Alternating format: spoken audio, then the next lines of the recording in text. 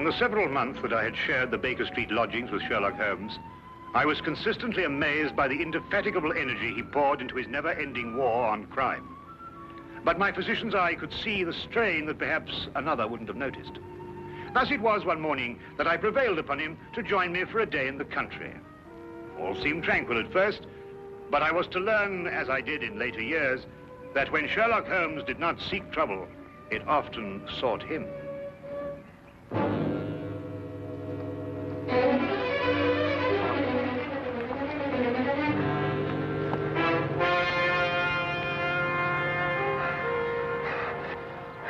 Help her. They may be coming. Steady now, we'll have you all right in a minute. What's happened to the young lady? Who are you running from? Stark. Carroll.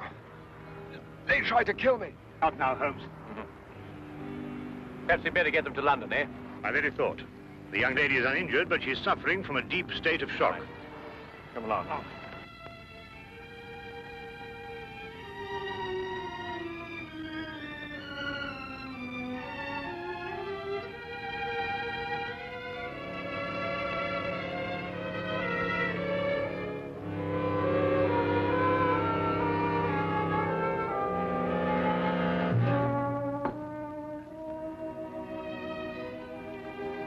Just drink this, will you?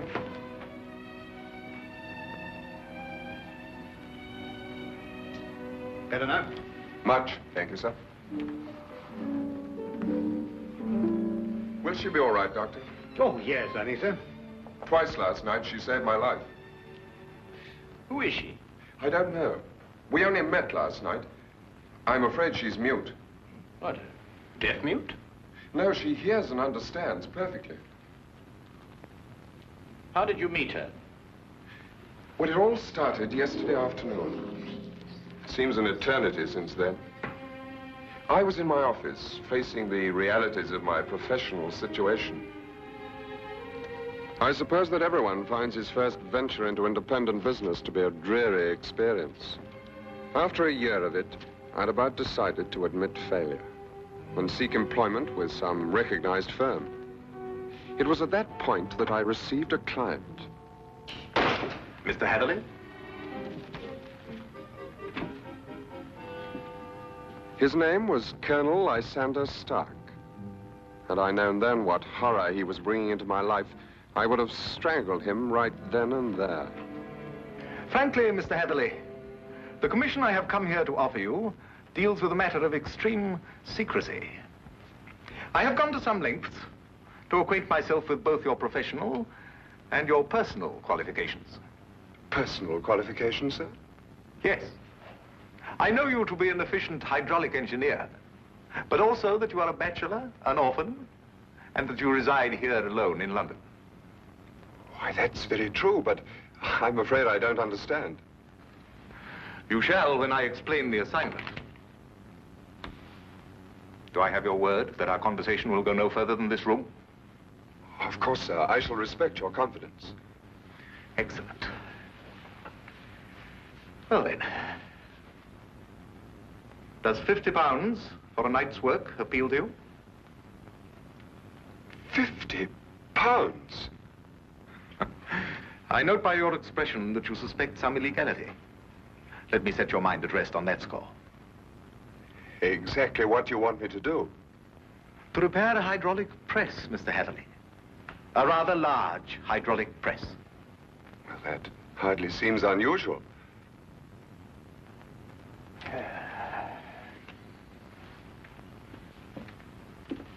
For some years, I have owned a small place in the country just outside London. Recently, it has come to my attention that the land contains a vein of something commonly called fuller's earth. I trust you are familiar with the term. But ore is dug out of the earth. Why should you need an hydraulic press? I'm a businessman, Mr. Hatherley. Undoubtedly, the land surrounding mine contains more of such wealth. I hope to use the income from my own discovery to purchase my neighbor's land cheaply before he discovers its hidden wealth. I see. If my neighbor were to suspect what wealth he treads on daily, he would never sell at any price. It's quite clear now. You use the press to mold the dark earth into some innocent form so that you can dispose of it without suspicion. Precisely. Very ingenious. There's a fortune down there.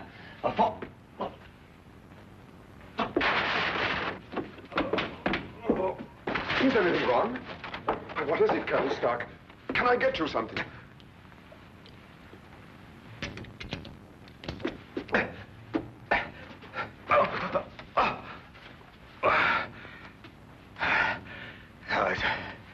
It's all right.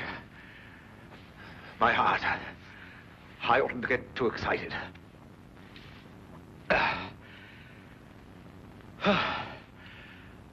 Well, I've put my trust in you, Mr. Heatherley.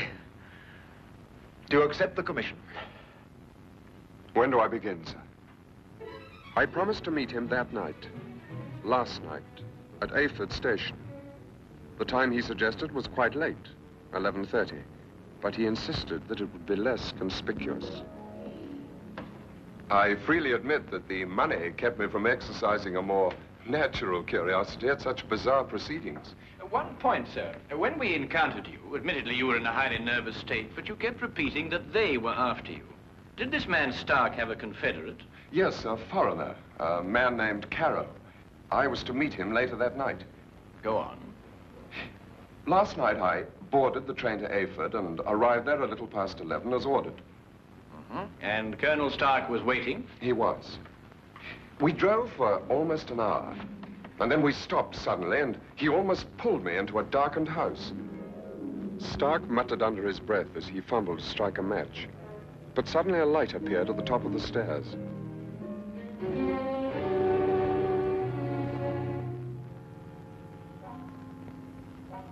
It was the first time I saw this young woman, gentlemen. Even in the poor light, beauty and fear were sharp in her face.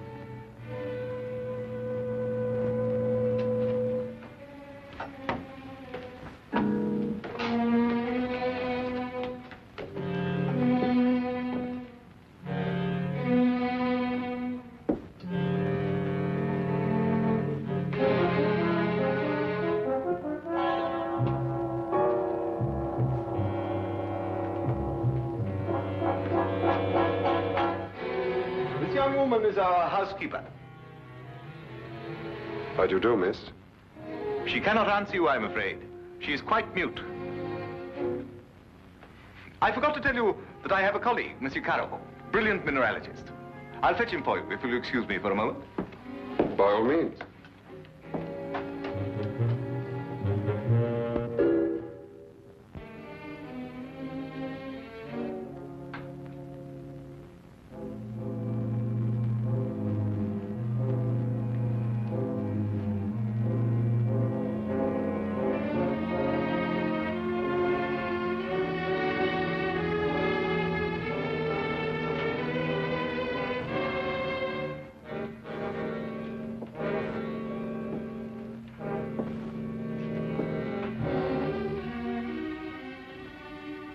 Is there anything wrong?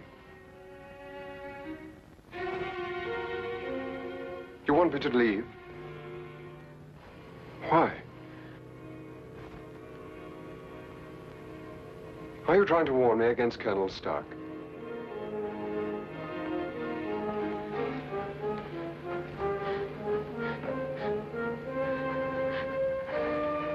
But why should I fear Colonel Stark? I only met him this afternoon.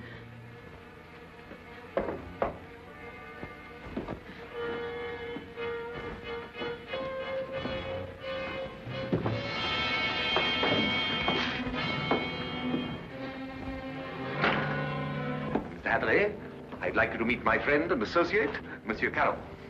A pleasure, sir. Colonel Stark will show you our press and explain the difficulties we have. I'll join you in a moment, after I have arranged with our housekeeper for your stay tonight. Yes, that's a good idea. Will you come this way, Mr. Heatherley?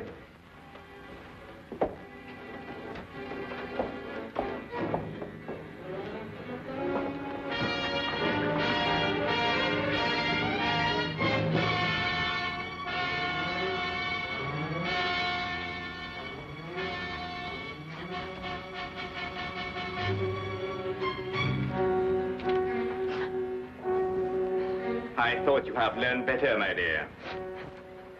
Perhaps I'll have to send you back to school.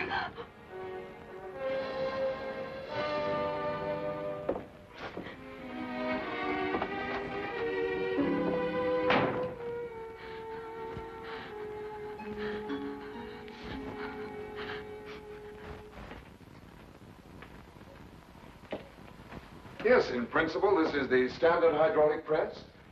Though I must say I've seen few as large. Indeed. And so it has the work of 4 ordinary presses. I think I told you that time is my greatest foe.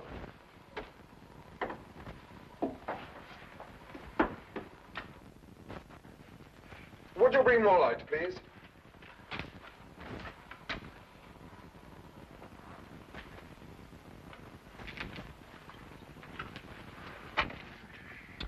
Wood. Concrete would have given you more support. Are these walls reinforced from the outside? Ah, Bruno. I was just about to explain to Mr. Hatherley that all the walls except the one he is examining are reinforced. However, There's no trouble with the walls.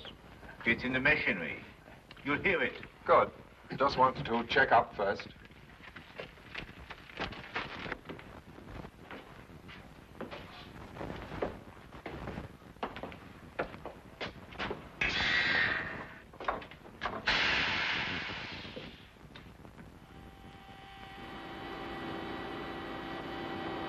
Now listen.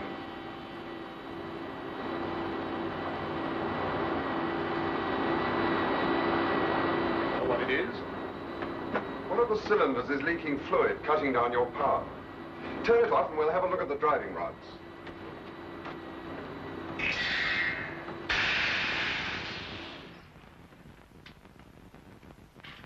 I knew what I was after, and the rest proved to be no problem. Of course. You knew by then the true purpose of the press. Not quite. Although I was sure it was not for making dirt brick molds. Much too large for that. But they'd lied to me so blatantly, I thought it best not to call them on it right off. Well, what were they using the press for? Fairly obvious. They are counterfeiters. They use the press to form the amalgam that takes the place of silver. So I learned during the night. It was naive of me to assume that everyone but myself was asleep, but I did.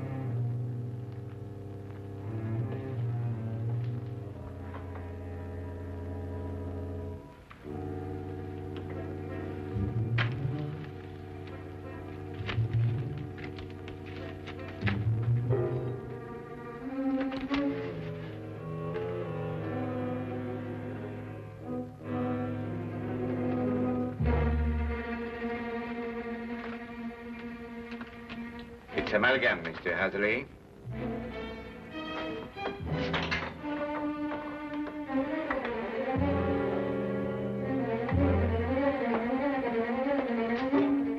Carol, open up! Let me out of here, Carol!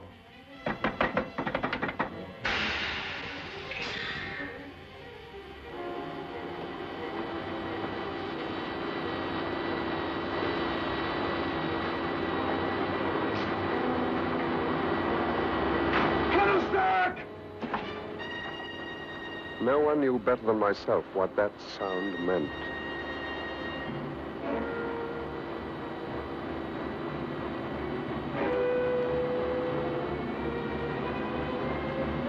Caro had started the press. Within minutes, that cold ceiling would be down with a force capable of grinding me to a shapeless pulp. And there was no way in the world I could stop it.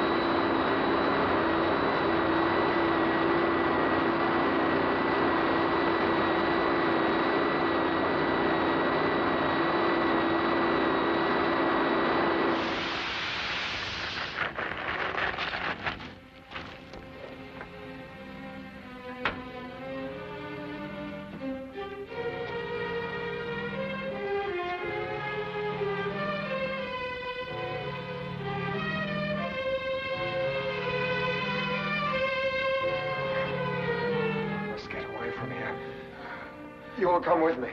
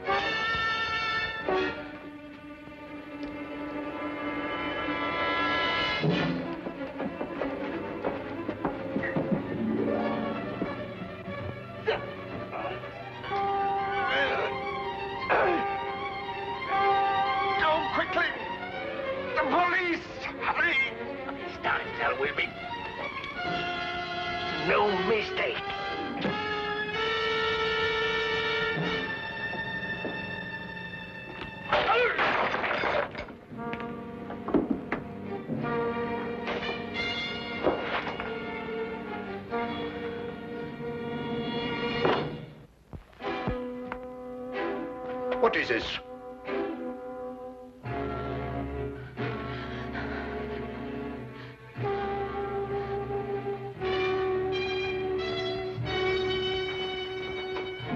What's happened here?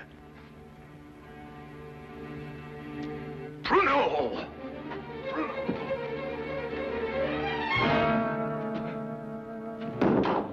No. No.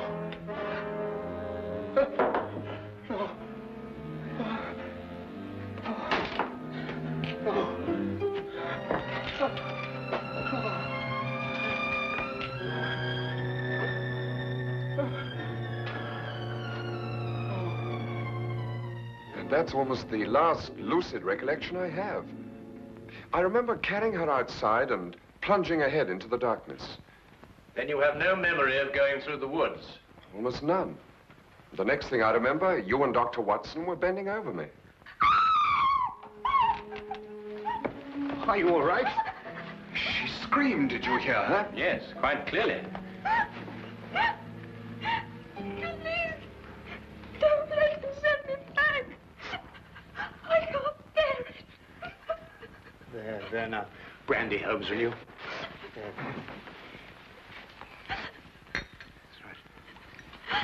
You'll be all right. Here, drink this, will you? Now, Spencer. Now, tell me, do you know this gentleman? Yes, Mr. Hatherley. Oh, you can speak. Oh, why last night did you pretend? I wasn't pretending. I've been unable to speak for a year. Excuse me, Miss, Connors. Ruth Connors.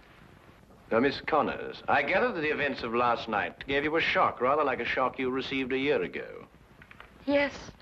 When I saw the gun in Colonel Stark's hand, and it was pointed directly at me, a year ago, another young man visited us to fix the hydraulic press. I see. What do you know about this other young man? I was standing there, watching, when all of a sudden Colonel Stark fired his gun straight into the other young man's face. Why didn't you go to the police? I did. But first I must tell you that Mr. Carew is my uncle and guardian. He's my only living relation. And when I witnessed the murder, he fell upon me, repeating over and over, "You must never say a word. You must never say a word." But the first opportunity I had, I ran to the police. What did they do? Nothing. Because from that moment to this, I've been unable to utter a sound or speak a word. It was as though my throat was frozen up. Incredible. I have heard of this before. The worst of it was, my uncle learnt of my attempt to inform on him and had me committed to Bedlam. The insane asylum? I spent 6 long months there, 6 horrible, unforgettable months before they released me in his custody. After that, he forced me to do his bidding by threatening to send me back. Send me back to school was the expression he used. Why, that's horrible. Very. And I think it's time we called in our old friend, Inspector Lestrade. If only to deal with this man, Carroll. You're not forgetting Stark, are you? Oh, I expect we'll find his remains, Watson. The loss of his medicine undoubtedly saved England the cost of executing him. Well, come along.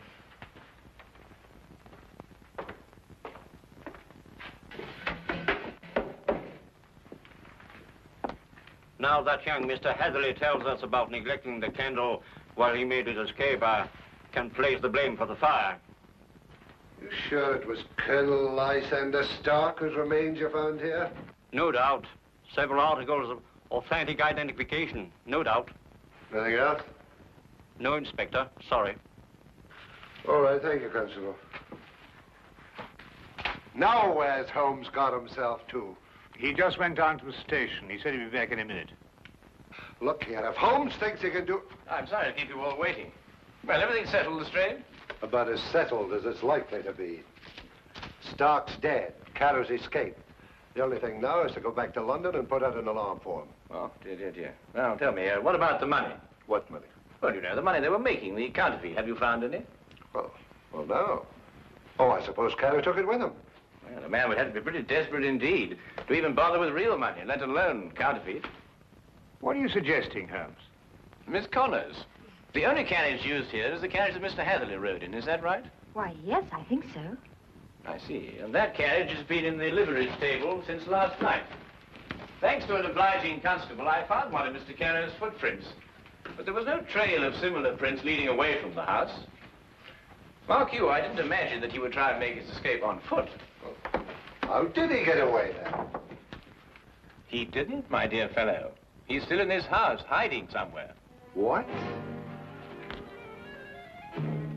Mr. Holmes, there's a cellar where... I examined that cellar myself.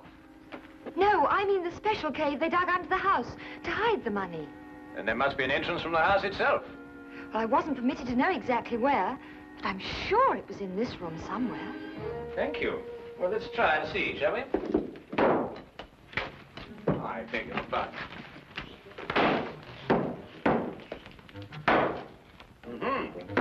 What have we got here?